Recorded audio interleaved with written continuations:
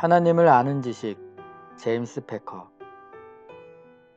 1장 하나님에 대한 연구 1885년 1월 7일 영국 서더크에 있는 뉴파크 스트리트 교회의 목사는 다음과 같은 말로 아침 설교를 시작했다. 누군가 인류가 연구해야 할 합당한 주제는 인간이다 라고 말한 적이 있습니다. 저는 그러한 생각에 반대하지 않습니다. 하지만 하나님의 택함을 받은 자들이 연구해야 할 합당한 주제는 하나님이라는 것도 마찬가지로 사실이라고 생각합니다. 그리스도인이 연구해야 할 합당한 주제는 하나님의 본성입니다. 하나님의 자녀의 주의를 끌 수 있는 최고의 학문, 가장 고상한 사색, 가장 강력한 철학은 그가 아버지라 부르는 그 위대하신 하나님의 이름과 본성과 인격과 역사와 행사와 존재입니다. 신성을 묵상하는 일에는 우리의 지성을 엄청나게 향상시켜주는 무엇이 있습니다. 그 주제는 너무나 광대해서 우리의 모든 사고는 그 광대함 속에서 길을 잃고 맙니다.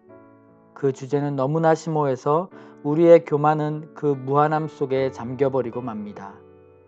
우리는 다른 주제들은 이해하고 파악할 수 있습니다. 우리는 그 안에서 일종의 자기 만족을 느끼며 보라 나는 지혜롭다고 생각하면서 자기 갈 길을 갑니다. 하지만 이 최고의 학문에 이르면 우리의 다림줄로 그 깊이를 잴 수 없으며 우리의 형안으로 그 높이를 볼 수 없다는 사실을 깨닫습니다. 스스로 우쭐대며 지혜로워지려고 했지만 실상은 마치 야생 당나귀 새끼같이 풋내기일 뿐이라고 생각하면서 또한 나는 어제의 나일 뿐 아무것도 모른다라고 엄숙하게 외치면서 돌아서게 됩니다. 하나님에 대한 생각들보다 더 마음을 겸손하게 해주는 묵상 주제는 없을 것입니다. 이 주제는 마음을 겸손하게 해주는 한편 또한 마음을 넓혀줍니다.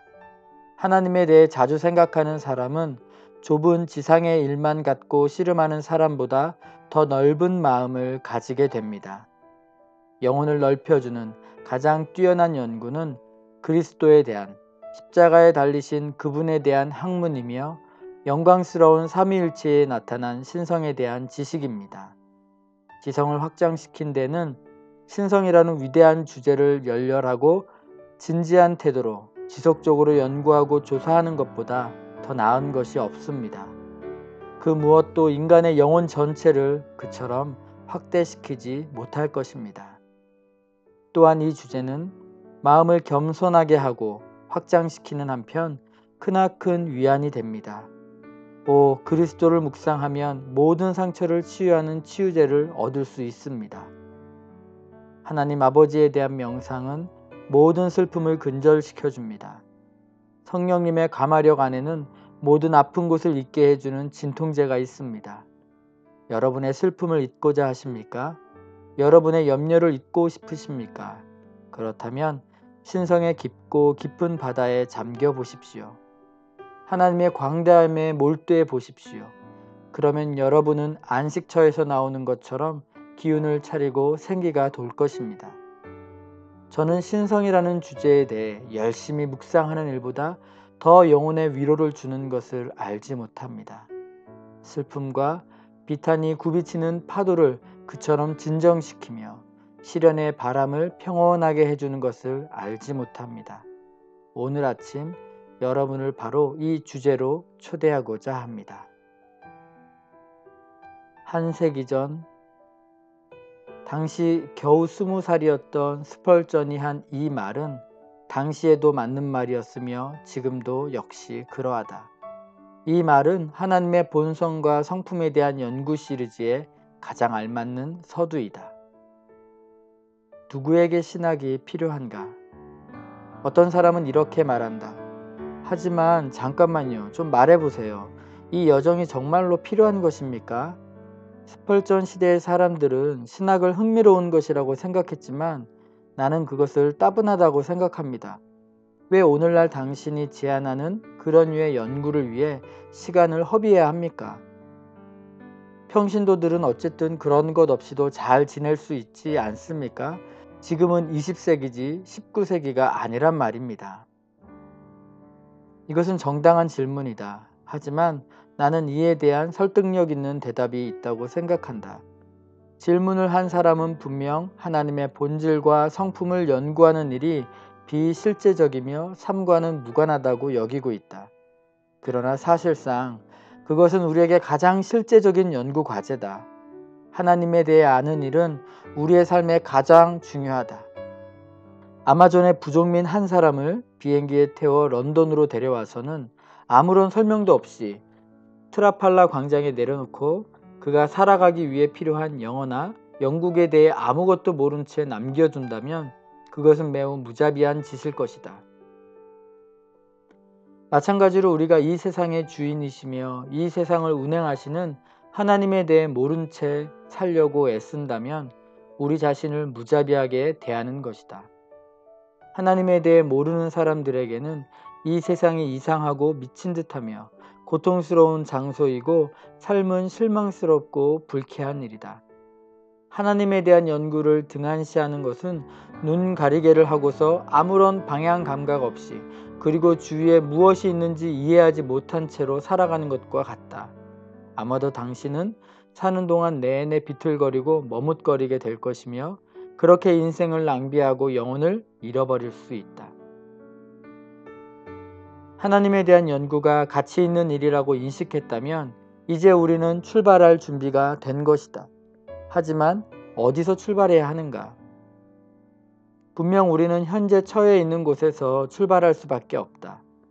그것은 폭풍우 속에서 출발하는 것이다. 오늘날 하나님에 대한 교리는 폭풍의 중심부에 있기 때문이다. 소위 하나님에 대한 논쟁은 깜짝 놀랄 만한 표어들, 곧 하나님에 대해 우리가 가진 이미지는 사라져야 한다. 하나님은 죽었다.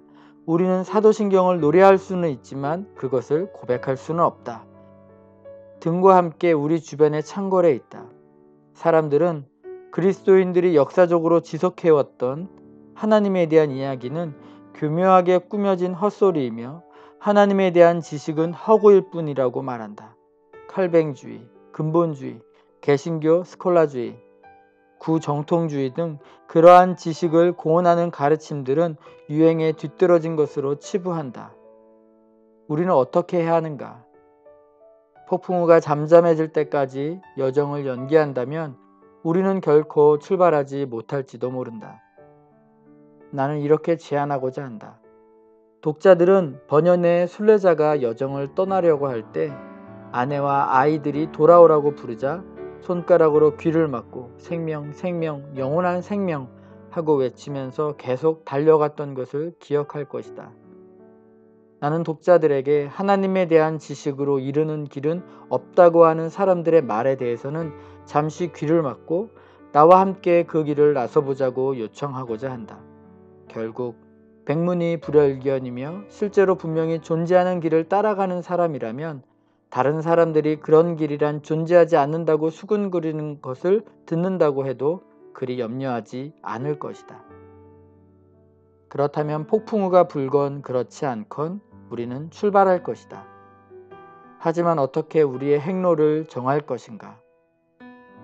5개의 기본 진리, 곧 그리스도인들이 갖고 있는 하나님에 대한 지식의 5가지 근본 원리가 우리의 행로를 처음부터 끝까지 결정할 것이다. 그 원리들은 다음과 같다. 1. 하나님은 인간에게 말씀하셨으며 성경은 구원에 이르는 지혜를 갖도록 하기 위해 우리에게 주어진 하나님의 말씀이다. 2. 하나님은 그분이 지으신 세상의 주님이시며 왕이시다. 하나님은 하시는 모든 일에서 완전하심을 나타내 보이시면서 하나님의 영광을 위해 모든 것을 다스리신다. 이로 인해 인간들과 천사들은 하나님을 예배하고 찬미한다. 3. 하나님은 구세주로서 믿는 자들을 죄책과 죄의 권세로부터 구하시기 위해 주 예수 그리스도를 통해 주권적인 사랑을 적극적으로 나타내 보이신다. 그리고 그들을 자녀로 삼으시고 그들에게 합당한 복을 주신다. 4. 하나님은 삼위이시다. 신성 안에는 성부와 성자와 성령이라는 세 위격이 있으며 구원 사역은 이 세 위격이 함께 하시는 역사다.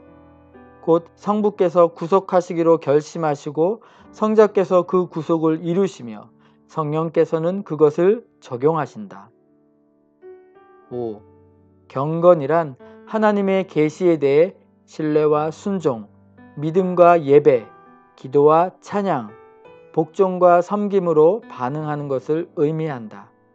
삶은 하나님의 말씀 아래서 드러나고 영이 되어야만 한다. 이것이 바로 참된 종교다.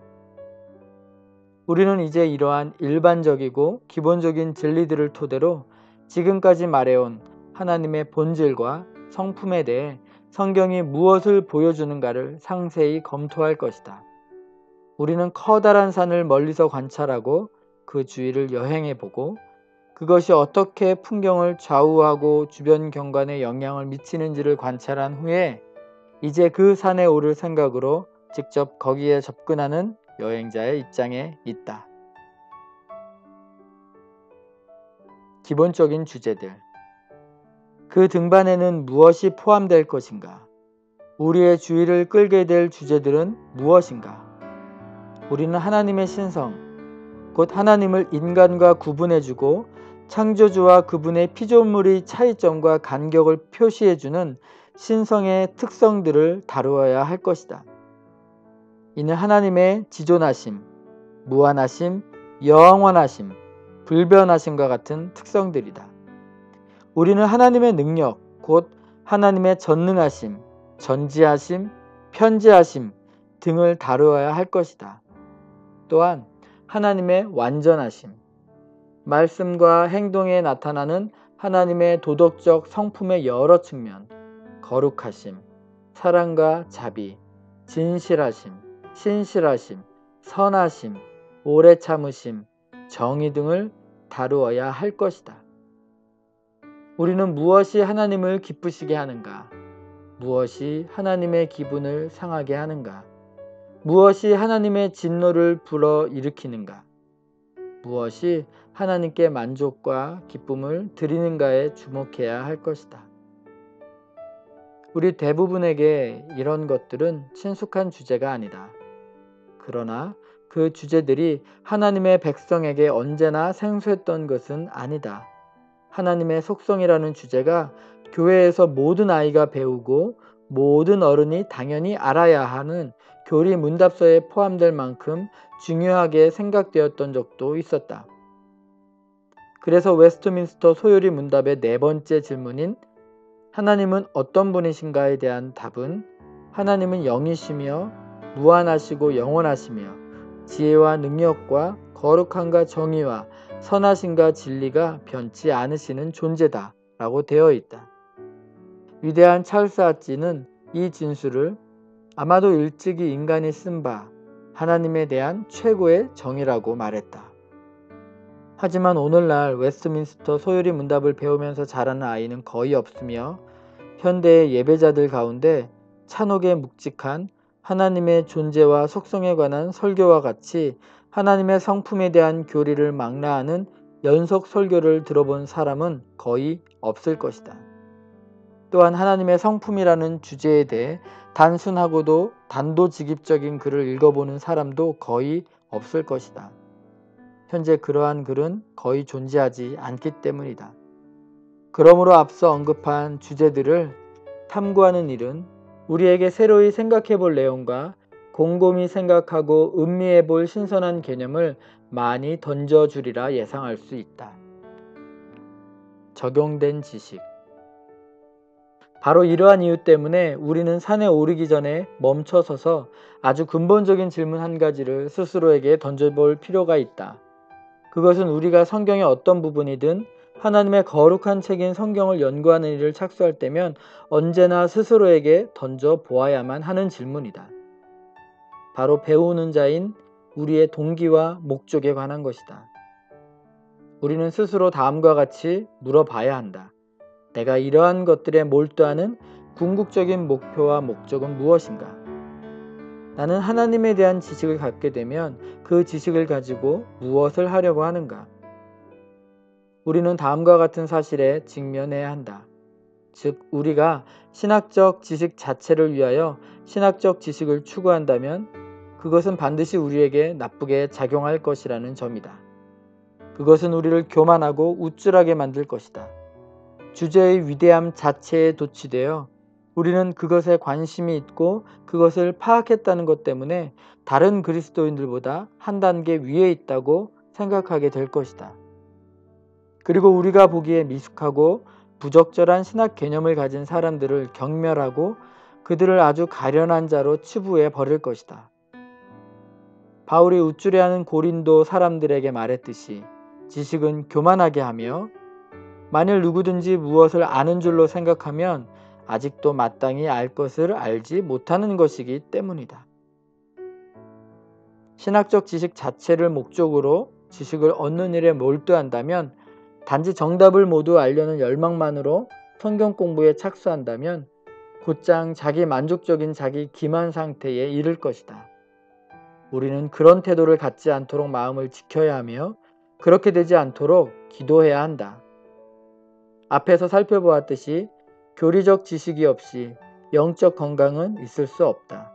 하지만 교리적 지식이 있어도 영적 건강이 없을 수 있다는 말 역시 똑같이 옳다. 잘못된 목적으로 그것을 추구하며 잘못된 기준으로 그것을 평가한다면 말이다. 이렇듯 교리 연구는 영적 생활에 정말로 위험할 수 있으며 우리 역시 예전에 살았던 고린도인들과 마찬가지로 이 점을 조심할 필요가 있다. 하지만 어떤 사람은 계시된 진리에 대한 사랑과 할 수 있는 한 그 진리를 많이 알고자 하는 열망은 거듭난 사람이라면 누구나 자연스럽게 갖게 되는 것이 사실이 아닌가 하고 묻는다. 시편 119편을 보라. 주의 율례들을 내게 가르치소서. 내 눈을 열어서 주의 율법에서 놀라운 것을 보게 하소서. 내가 주의 법을 어찌 그리 사랑하는지요. 주의 말씀의 맛이 내게 어찌 그리 단지요. 내 입에 꿀보다 더 다니이다. 깨닫게 하사 주의 증거들을 알게 하소서. 하나님의 자녀는 누구나 이 시편의 기자처럼 하늘에 계신 우리 아버지에 대해 할 수 있는 한 많이 알고자 열망하지 않겠는가? 이렇게 하나님의 진리를 사랑하는 마음을 받았다는 사실은 우리가 거듭났음을 보여주는 증거가 아닌가? 데살로니가후서 2장 10절을 보라. 또한 하나님이 주신 이 같은 열망을 철저히 만족시키고자 애쓰는 것이 옳은 태도가 아닌가? 물론 그렇다. 하지만 시편 119편을 다시 잘 살펴보면 하나님에 대한 지식을 얻으려는 시편 기자의 관심은 이론적인 것이 아니라 실제적인 것임을 알 수 있다. 그의 가장 큰 바람은 하나님을 알고 즐기는 것이었으며 그는 하나님에 대한 지식을 그 목적을 위한 수단으로 생각했다. 그는 마음으로 하나님의 진리에 반응하기 위해 그리고 삶으로 그 진리를 따르기 위해 하나님의 진리를 원했다. 이 시의 처음 부분에 나오는 구절들이 강조하는 바를 살펴보라. 행위가 온전하여 여호와의 율법을 따라 행하는 자들은 복이 있으며 여호와의 증거들을 지키고 전심으로 여호와를 구하는 자는 복이 있도다. 내게 길을 굳게 정하사 주의 율례를 지키게 하옵소서. 시편 기자는 진리와 정통교리, 성경의 가르침과 신학의 관심을 가지고 있었다. 그리고 그것들 자체를 목적으로 여겨서가 아니라 삶과 경건이라는 다른 목적들을 위한 수단으로서 그것에 관심을 가진 것이다. 그의 궁극적인 관심은 그가 이해하고자 했었던 그 진리의 소유자, 바로 그 위대한 하나님을 알고 섬기는 것이었다. 우리 역시 이러한 태도를 견지해야만 한다. 신성을 연구하는 우리의 목적은 하나님을 더 잘 아는 것이 되어야만 한다. 우리의 관심사는 하나님의 속성에 대한 교리들만이 아니라 그 속성을 지닌 살아계신 하나님을 더 잘 아는 것이 되어야만 한다. 하나님이 우리의 연구의 주제이며 연구하는 우리를 도우시는 분이듯이 하나님, 그분이 연구의 목적이 되어야 한다. 우리는 하나님을 연구하면서 하나님의 인도를 받기를 구해야 한다. 계시는 바로 이러한 목적을 위해 주어진 것이며 우리는 그것을 그렇게 사용해야만 한다. 진리에 대해 묵상함. 우리는 어떻게 이 일을 해야 하는가? 어떻게 하나님에 대한 지식을 하나님을 아는 지식으로 바꿀 수 있는가? 이렇게 하는데 필요한 규칙은 간단하지만 만만치 않은 것이다. 그것은 하나님에 대해 배운 각각의 진리를 하나님 앞에서 묵상하는 내용으로 바꾸어 하나님을 향한 기도와 찬양으로 이어지도록 하는 것이다. 아마도 우리는 기도가 무엇인가에 대해서는 어느 정도 이해하고 있을 것이다. 하지만 묵상에 대해서는 그렇지 않다. 그렇기에 묵상이 무엇인지를 물어보는 것은 당연하다. 묵상은 오늘날 잃어버린 기술이며 그리스도인들은 그것을 몰라서 통탄할 만큼 괴로움을 당하고 있기 때문이다. 묵상이란 하나님의 사역과 도, 목적과 약속들에 대한 자신이 아는 것을 상기하고 숙고하고 깊이 생각해보고 자신에게 적용하는 활동이다. 그것은 하나님의 임재 안에서 하나님이 보시는 가운데 하나님의 도우심으로 하나님과 교통하는 수단으로서 의식적으로 수행하는 거룩한 사고 활동이다. 묵상의 목적은 하나님에 대한 우리의 정신적, 영적 시각을 밝히는 것이며 하나님의 진리가 우리의 마음과 뜻에 충분하도록 적절히 영향을 끼치도록 하는 것이다. 묵상은 자신에게 하나님과 자기 자신에 대해 말하는 것이다. 그것은 종종 자신과의 싸움, 의심과 불신의 풍조에서 벗어나 하나님의 능력과 은혜를 분명하게 이해하도록 스스로 설득하는 과정이다. 묵상은 어떤 결과를 낳는가? 우리는 하나님의 위대하심과 영광, 그리고 우리 자신의 하찮음과 죄성을 묵상함으로 겸손해진다. 또한 우리 주 예수 그리스도 안에 드러난 신비로운 하나님의 자비를 묵상함으로써 격려받고 평안을 얻는다. 즉 묵상은 우리를 위로해준다. 이것이 바로 2장 첫 부분에 나온 인용문에서 스펄전이 강조한 요점이며 그것이 사실이다.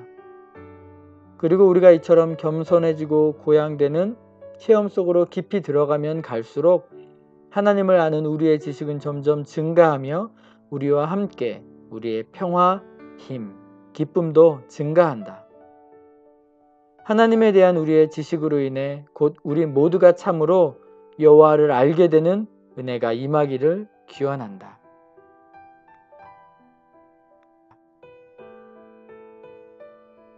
(2장) 자기의 하나님을 아는 사람들.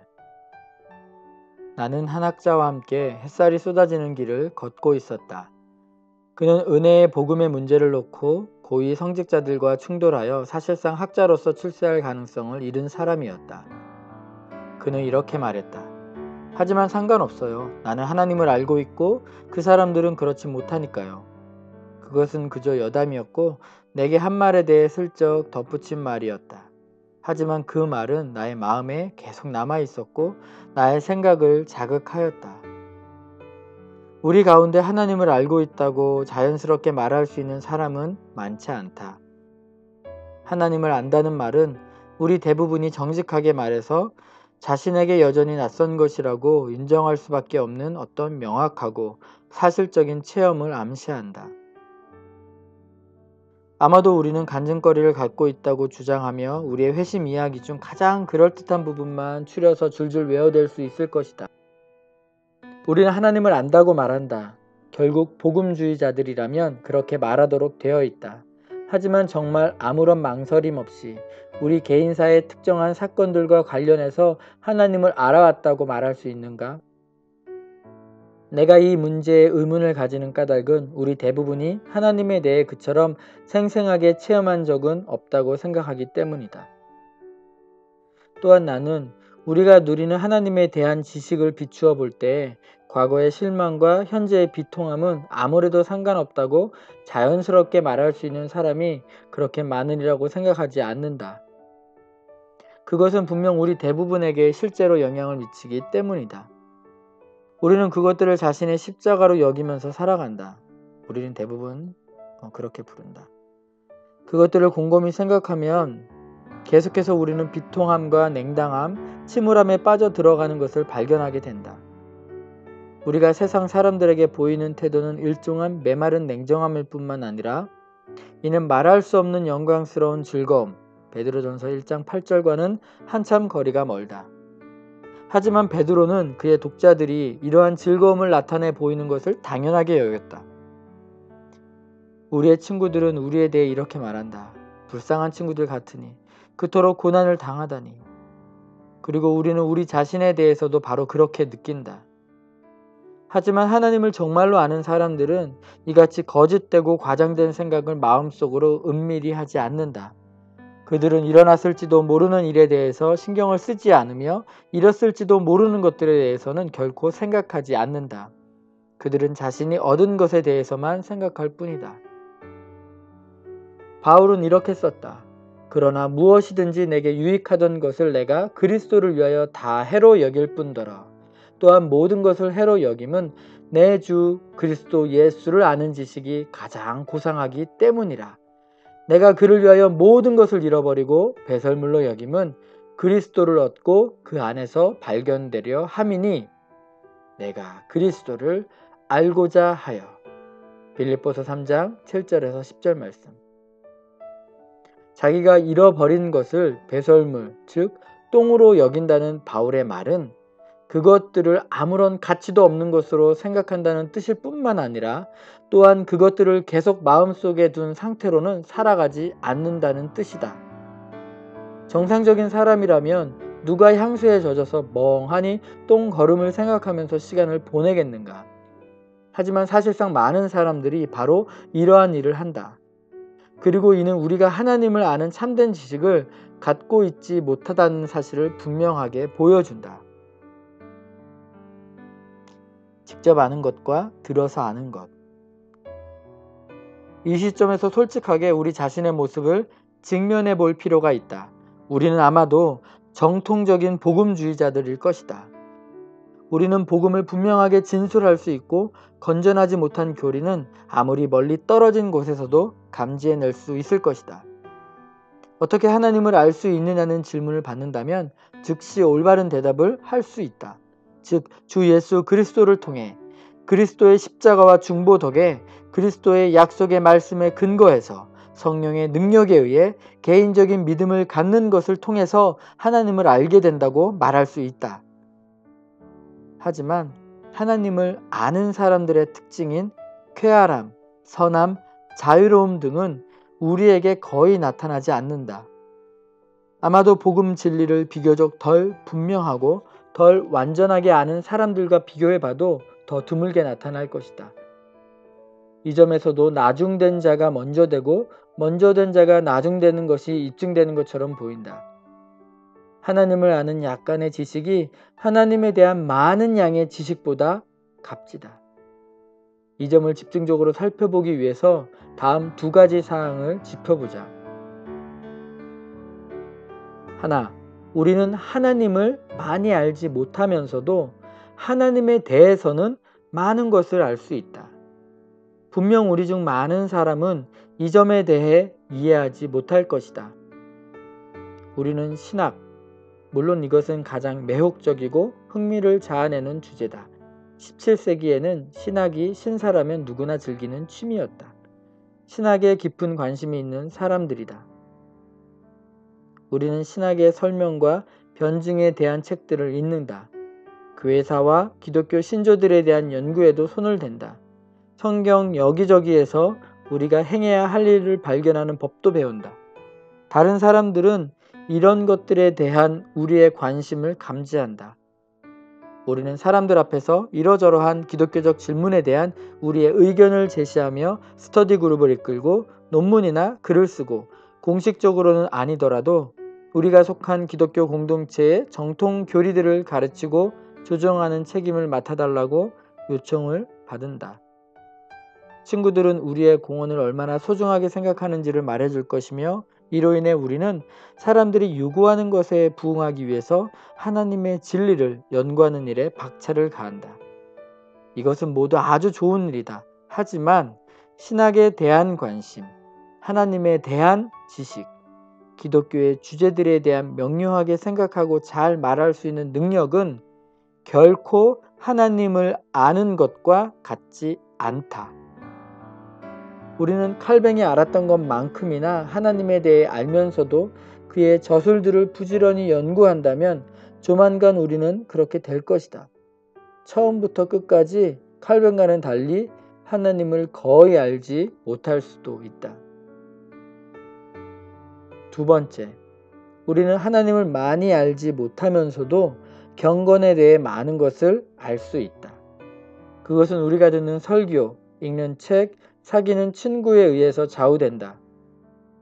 오늘날과 같이 분석적이고 과학기술이 발달한 시대에는 기도하는 법, 증거하는 법, 성경 읽는 법, 11조를 드리는 법, 어린 그리스도인이 되는 법, 장성한 그리스도인이 되는 법, 행복한 그리스도인이 되는 법, 헌신하는 법, 사람들을 그리스도께로 인도하는 법, 성령을 받는 법, 혹은 어떤 경우에는 성령을 받는 것을 피하는 법, 방언을 말하는 법, 혹은 오순절파 계통의 여러 현상들을 잘 해명하는 방법, 그리고 일반적으로 각 계통의 교사들이 그리스도인이 되는 것과 관련시키는 갖가지 활동들을 모두 거치는 법 등에 대한 책이나 강단의 설교는 차고 넘친다.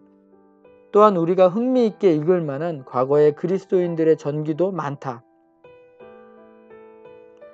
이러한 상황에 대해 여러 가지로 말할 수 있겠지만 분명 그것은 기독교의 관행들에 대한 아주 많은 것을 간접적으로 배울 수 있게 해준다. 더구나 상식적인 재치가 있는 사람이라면 종종 이같이 배운 것을 가지고 덜 안정된 기질로 인해 허둥거리는 그리스도인들이 설 자리를 찾고 그들에게 닥친 어려움에 대해 균형 감각을 개발할 수 있도록 도와줄 수 있으며 그렇게 해서 정말로 대단한 사역자라고 평판을 얻을 수도 있다. 하지만 이 모든 것을 가지고 있으면서도 하나님은 전혀 모를 수 있다. 그렇다면 우리는 출발점으로 이제 돌아왔다. 문제는 우리가 신학을 잘 알고 있는가 아니면 그리스도인의 삶의 문제들에 대한 접근법이 균형 잡혀 있는가 하는 것이 아니다. 문제는 우리가 복음주의자로서 하나님을 안다고 말해야만 한다고 느끼기 때문이 아니라 명백한 사실이기 때문에 그렇게 말할 수 있는가이다.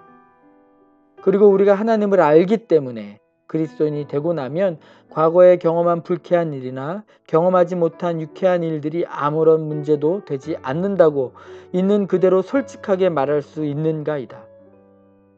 만일 정말로 하나님을 안다면 우리는 바로 그렇게 말할 것이며 만일 그렇게 말하지 못한다면 하나님을 아는 것과 단지 하나님에 대해 아는 것의 차이점에 대해 좀 더 명확하게 직면할 필요가 있다는 징조이다. 하나님을 아는 증거. 우리는 사람들이 하나님을 알 때 어떤 손해나 십자가들은 그들에게 더 이상 아무런 문제도 되지 않는다고 말했다. 그들이 얻는 것은 잃어버린 것과 십자가를 마음속에서 완전히 몰아내 버린다. 하나님을 아는 지식은 사람들에게 또 어떤 영향을 미치는가? 성경의 여러 부분은 다른 관점에서 이 질문에 대답을 하고 있다. 아마도 모든 대답 중에 가장 분명하고 주목해야 할 만한 대답은 다니엘서에 나와 있는 것 같다. 우리는 그것을 다음에 4가지 명제로 요약할 수 있다. 첫 번째, 하나님을 아는 사람들은 하나님을 위한 엄청난 열정을 가지고 있다. 다니엘서에서 예언에 나와 있는 장 가운데 하나를 보면 오직 자기의 하나님을 아는 백성은 강하여 용맹을 떨치리라. 다니엘 11장 32절이라고 되어 있다. 이것은 RSV에서 자기의 하나님을 아는 사람들은 확고히 서서 행동을 취하리라고 번역하였다. 문맥을 살펴보면 이 말은 그러나 but이라는 말로 시작되어 비천한 사람 21절 행동과 대조를 이룬다. 비천한 사람은 비천한 멸망하게 하는 가증한 것을 세우고 하나님의 언약에 대한 충성을 저버린 사람들이 듣기 좋은 아첨의 말로 타락시키려고 한다. 31절에서 32절. 그러므로 이 구절은 하나님을 아는 사람들이 취하는 행동이 그들 주변에 일어나는 하나님을 대적하는 경향에 대한 반작용이라는 것을 보여준다. 그들이 하나님이 도전이나 무시를 받는 한 가만히 있을 수가 없다. 그들은 무엇인가를 해야만 한다고 느낀다. 하나님의 이름이 모욕당하는 것이야말로 그들로 하여금 행동을 취하게 하는 일이다. 다니엘서 중 다니엘과 그의 세 친구의 위협에 대해 말하는 장들에서 우리는 바로 이러한 일이 일어나는 것을 보게 된다. 이 네 사람은 하나님을 아는 사람들이었으며 그 결과 때때로 반종교와 그릇된 종교의 관례나 명령들에 적극적으로 저항하지 않을 수 없다고 느꼈다. 다니엘은 특히 그런 상황이 일어나도록 내버려 두지 않을 것이며 공공연하게 그것에 도전을 가해야 한다고 느낀 사람으로 나타낸다. 그는 왕궁의 음식을 먹음으로써 의식상 부정하게 될 수도 있는 위협을 무릅쓰기보다는 채식만을 먹겠다고 고집해서 환관장을 깜짝 놀라게 했다. 1장 8절에서 16절.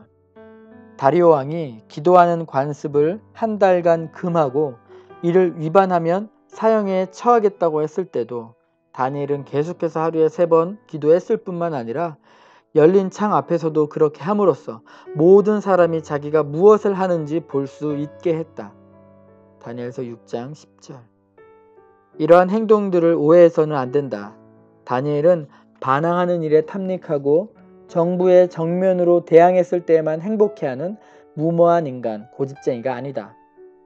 하나님을 아는 사람들은 하나님의 진리와 명예가 직접적이거나 암암리의 위태한 지경에 빠지는 상황을 민감해하며 일이 그냥 진행되도록 놓아두기보다는 개인적인 위험을 감수하고서라도 사람들이 그 문제에 관심을 갖도록 하고 그것에 대해 마음의 변화가 일어나도록 한다는 것을 보여줄 뿐이다. 하나님을 위한 이러한 열정은 또한 공개적인 행위에서 끝나지 않는다. 사실 그것은 거기에서 시작되지 않는다. 하나님을 아는 사람들은 무엇보다도 먼저 기도하는 사람들이며 하나님의 영광을 위한 그들의 열심과 에너지는 기도에서 처음으로 표현된다. 다니엘 9장에서 우리는 다니엘 선지자가 예언한 바 이스라엘의 포로 생활의 기한이 끝나간다는 것을 책을 통해 깨달았을 때, 그리고 동시에 그의 민족의 죄가 하나님의 자비보다 심판을 불러일으킬 만한 엄청나게 큰 것이라는 것을 깨달았을 때 하나님을 어떻게 찾고 기도했는지를 보게 된다. 3절에 보면 그는 금식하며 베옷을 입고 죄를 덮어쓰고 기도하며 간구했고 이스라엘의 회복을 위해 기도했다. 이때 그가 보여준 열렬함과 간절함과 영적 고뇌를 우리 대부분은 전혀 알지 못한다. 참으로 하나님을 아는 지식에 변치 않는 결과는 하나님의 대의를 위해 기도하는 열정으로 표현된다. 하나님을 아는 이들의 내적인 긴장은 실로 기도를 통해서만 표출되고 경감될 수 있다. 하나님을 아는 지식이 많아질수록 그러한 열망은 더욱 커진다. 우리는 이것으로 우리 자신을 점검해 볼 수가 있다. 우리는 불경함과 배교에 대항해서 공개적인 행동을 취해야 하는 처지에 있는지 않을지도 모른다. 어쩌면 늙었거나 아프거나 아니면 물리적인 상황으로 인해서 다른 식으로 제한을 받는지도 모른다. 하지만 우리에게 그러한 기도를 하고자 하는 열망이 없다면, 그리고 실제로 그러한 기도를 거의 하지 않는다면 이는 우리가 아직도 우리의 하나님을 거의 모른다는 분명한 표시이다. 둘째, 하나님을 아는 사람들은 하나님에 대한 위대한 생각을 품고 있다. 이 글에서 우리는 다니엘서가 말한 바 곧 역사를 다스리는 위대하신 하나님의 지혜와 힘과 진리에 대해, 그리고 다니엘서가 보여주는 바 곧 하나님의 선하시고 기뻐하시는 뜻에 따라 개인들과 나라들을 향해 내리시는 심판과 자비의 행위들에 나타난 하나님의 주권을 집대성할 수는 없다. 아마도 성경에서는 하나님의 주권의 실제를 그처럼 생생하고 지속적으로 진술하는 책은 없으리라고 말하는 것으로 충분할 것이다. 팔레스틴을 집어삼킨 바벨론 제국의 힘의 장려함, 그리고 또 다른 위대한 제국이 뒤따라 나타날 가능성, 곧 인간적인 기준으로 보면 이스라엘을 왜소하게 보기에 충분한 상황에 직면해서 다니엘서는 이스라엘의 하나님이 왕의 왕이시며 주가 되신다는 사실과 하나님의 다스리심을 이야기한다. 역사의 모든 시점에서 하나님의 손이 작용하신다는 것, 역사, 히스토리는 실로 그분의 이야기, his story, 곧 그분의 영원한 계획이 펼쳐지는 것에 불과하다는 것, 그리고 결국에 가서 하나님의 나라가 승리하리라는 것을 극적으로 상기시켜준다. 다니엘은 바로 그 진리를 2장과 4장에서 느부갓네살에게 가르쳤으며 5장에서는 벨사살에게 상기시켰고 4장에서 느부갓네살은 이를 인정했으며 6장에서 다리오가 고백했다. 또한 지극히 높으신 이가 사람의 나라를 다스리신다 라는 진리는 2장과 9장에서 나오는 다니엘의 기도, 1장과 6장에서는 당국에 도전을 가한 그의 확신, 그리고 3장에서는 당국에 도전을 가한 그의 친구들의 확신 등의 기초가 되었으며 2장, 4장, 7장, 10장, 11장, 12장에서는 하나님이 다니엘에게 드러내신 모든 중요한 내용을 형성한 중심이었다. 하나님은 모든 것을 아시되 미리 아시며 하나님의 미리 아심은 예정하십니다. 그러므로 하나님은 세계 역사와 각 인간의 운명에 대해 최후의 결정을 내리시며 하나님의 나라와 의는 결국에 가서 승리할 것이다. 인간들도 천사들도 하나님을 저지하지 못할 것이기 때문이다. 바로 이러한 것들이 다니엘의 마음을 가득 채우고 있던 하나님에 대한 생각이었고, 이는 다니엘의 기도는 어떤 사람들이 하나님을 어떻게 생각하는가를 보여주는 최고의 증거다. 이 다니엘의 기도들이 입증해준다. 영원부터 영원까지 하나님의 이름을 찬송하게 할 것은 지혜와 능력이 그에게 있으며 그는 때와 계절을 바꾸시며 왕들을 폐위하시고 왕들을 세우시며 지혜자에게 지혜를 주시고 총명한 자에게 지식을 주시는도다. 그는 깊고 은밀한 일을 나타내시고 어두운 데에 있는 것을 아시며 또 빛이 그와 함께 있도다. 크시고 두려워할 주 하나님, 주를 사랑하고 주의 계명을 지키는 자를 위하여 언약을 지키시고 그에게 인자를 베푸시는 이시며 주여 공의는 주께로 돌아가고 우리 하나님께는 긍휼과 용서하심이 있사오니 우리의 하나님 여호와께서 행하시는 모든 일이 공의로우시나. 다니엘서 9장 4절, 7절, 9절, 14절 말씀. 우리는 하나님을 이러한 분으로 생각하는가? 우리의 기도는 하나님에 대한 이러한 견해를 표방하는가? 하나님의 거룩하신 엄히, 하나님의 도덕적인 완전함, 하나님의 자비로운 신실하심에 대한 이러한 엄청난 느낌으로 인해 우리 역시 다니엘처럼 겸손하고 의존하며 경외하고 순종하게 되는가? 우리는 이를 통해 우리가 얼마나 많이 혹은 얼마나 조금 하나님을 아는가를 측정해 볼 수 있을 것이다.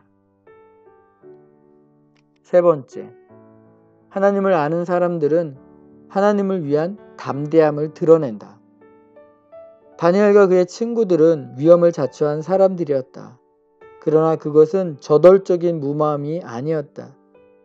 그들은 자신들이 무엇을 하는지를 알고 있었다. 그들은 그것을 위해 치러야 할 대가를 계산했고 닥칠 위험을 평가했다. 그들은 하나님이 기적적으로 간섭하지 않으신다면 그들의 행동이 어떠한 결과를 초래할지를 잘 알고 있었다. 그러나 하나님은 실제로 간섭하셨다. 하지만 그들은 이런 것들로 인해 마음이 흔들리지 않았다. 일단 자신들의 태도가 옳으며 하나님께 충성하기 위해서는 그런 태도를 취해야 한다는 것을 확신하고 나자 그들은 오스왈드 챔버스의 말처럼 결과와 상관없이 기쁘게 그 일을 행했다. 사람보다 하나님께 순종하는 것이 마땅하니라. 사도행전 5장 29절 말씀. 내가 달려갈 길을 마치려 하면은 나의 생명조차 조금도 귀한 것으로 여기지 아니하노라. 사도행전 20장 24절 말씀. 이것이 바로 다니엘과 사드락과 메삭과 아벳느고가 가지고 있던 마음이었다. 그것은 하나님을 아는 모든 사람의 마음이다. 그들은 어떤 길이 올바른가를 결정하는 일은 고민스럽고 어려움을 알지만 일단 그것에 대해 분명히 알고 나면 그것을 담대하게 주저없이 받아들인다. 그들은 다른 사람들이 문제를 어떤 식으로 보는지는 개의치 않고 그들과 같은 편에 서지 않는다고 해서 걱정하지 않는다. 유대인들 가운데 사드락과 메삭, 아벳느고만이 느부갓네살의 신상에 절하기를 거부했을까? 성경 어디에도 그들이 그것에 대해 알았다거나 신경을 썼다는 암시가 나와 있지는 않다. 그들은 자신들이 무엇을 해야 하는지 분명히 알았으며 그것으로 충분했다. 우리 역시 이러한 잣대를 통해서도 우리가 하나님을 얼마나 잘 아는지를 측정해 볼 수 있다. 네 번째, 하나님을 아는 사람들은 하나님 안에서 커다란 만족을 얻는다. 자신들이 하나님을 알고 하나님은 자신들을 안다는 확신, 이러한 관계가 죽음을 넘어서 영원토록 삶 속에서 그들을 향한 하나님의 사랑을 보증해준다는 확신에 사로잡힌 사람들이 누리는 평화는 무엇과도 비교할 수 없다. 이것이 바로 바울이 로마서 5장 1절에서 우리가 믿음으로 의롭다 하심을 받았으니 우리 주 예수 그리스도로 말미암아 하나님과 화평을 누리자라고 말하며 로마서 8장에서 다음과 같이 그 내용을 상세히 분석하는 그러한 평화다. 그러므로 이제 그리스도 예수 안에 있는 자에게는 결코 정죄함이 없나니 성령이 친히 우리 영과 더불어 우리가 하나님의 자녀인 것을 증언하시나니 하나님은 상속자요 우리가 알거니와 하나님을 사랑하는 자 모든 자들에게 모든 것이 합력하여 선을 이루느니라. 의롭다 하신 그들을 또한 영화롭게 하셨느니라. 만일 하나님이 우리를 위하시면 누가 우리를 대적하리요? 누가 능히 하나님께서 택하신 자들을 고발하리요? 누가 우리를 그리스도의 사랑에서 끊으리요? 내가 확신하노니 사망이나 생명이나 현재일이나 장래일이나 우리를 우리 주 그리스도 예수 안에 있는 하나님의 사랑에서 끊을 수 없으리라. 이것이 바로 사드락과 메삭과 아벳느고가 알았던 그 평화다. 그래서 그들은 느부갓네살의 최후 통첩인 너희가 만일 우상에게 절하지 아니하면 즉시 너희를 맹렬히 타는 풀무불 가운데에 던져 넣을 것이니 능히 너희를 내 손에서 건져낼 신이 누구이겠느냐. 의 직면에 대해서도 만족하면서 자기 입장을 굽히지 않았다. 그들은 고전이 될 만한 대답을 다니엘서 3장 16절 18절에서 하고 있다. 느부갓네살이여 우리가 이 일에 대하여는 왕에게 대답할 필요가 없나이다. 겁먹은 모습이라고는 전혀 없다. 왕이여 우리가 섬기는 하나님이 계시다면 우리를 맹렬히 타는 풀무불 가운데에서 능히 건져내시겠고 왕의 손에서도 건져내시리이다. 이는 정중하지만 결정적인 말이다. 그들은 그들의 하나님을 알았다. 그렇게 하지 아니하실지라도 구조되지 못한다 해도 왕이여 우리가 왕의 신들을 섬기지도 아니할 줄을 아옵소서. 결과가 어떠하든지 아무런 차이가 없다. 살든지 죽든지 그들은 만족한다. 주님, 내가 살든지 죽든지 그것은 내가 상관할 바가 아닙니다. 당신을 사랑하고 섬기는 일이 나의 몫이니 주의 은혜로 이것을 주시옵소서. 인생이 길면 나는 기뻐하리니 내가 오랫동안 순종할 수 있기 때문입니다. 인생이 짧다 해도 왜 내가 슬퍼하리요? 끝없는 날로 날아오르는데 말입니다. 우리의 만족이 얼마나 광범위한가 하는 것은 역시 우리가 정말로 하나님을 아는가를 판단할 수 있는 또 하나의 척도이다. 첫 단계. 이와 같이 하나님을 아는 지식을 원하는가? 그렇다면 다음에 두 단계를 거쳐야 한다. 먼저 우리는 우리에게 하나님을 아는 지식이 얼마나 부족한가를 인식해야만 한다. 우리는 하나님에 대한 지식이 아니라 우리의 은사와 교회에서의 책임이 아니라 어떻게 기도하며 우리 마음에서 무엇이 진행되고 있는가에 의해 자신을 측정하는 법을 배워야만 한다. 이 단계에서 우리가 얼마나 무력한가에 대해 우리 중 많은 사람들이 모르는 것이 아닌가 하는 생각이 든다. 우리에게 이를 보여주시도록 주님께 간구하자. 둘째로, 우리는 구세주를 찾아야만 한다. 주님은 지상에 계셨을 때 사람들을 청하여 그들과 사귀셨다. 그래서 그들은 구세주를 알게 되었으며 그분을 알므로써 그분의 아버지이신 하나님을 알게 되었다.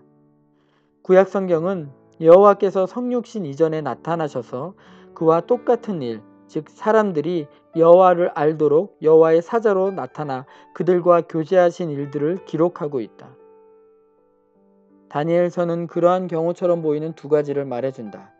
다니엘의 세 친구와 풀무불 속에서 함께 거느렸던 신들의 아들과 같았던 네 번째 사람은 누구였으며, 다니엘이 사자굴에 있을 때 하나님이 보내사 사자들의 입을 막도록 하신 천사는 누구였을까? 주 예수 그리스도께서 지금은 몸으로는 우리와 함께 계시지는 않지만 영적으로 볼 때는 그것이 아무런 문제도 되지 않는다. 여전히 우리는 예수님을 찾고 발견하는 것을 통해서 하나님을 발견하고 알 수 있다. 주 예수를 발견하기까지 그분을 찾은 사람들만이 세상 사람들 앞에서 자신의 하나님을 안다고 증거할 수 있다. 우리가 마음을 다해서 예수님을 찾으면 분명히 그분을 찾게 되리라는 것이 예수님의 약속이기 때문이다. 하나님을 아는 지식 제임스 패커 1장과 2장에서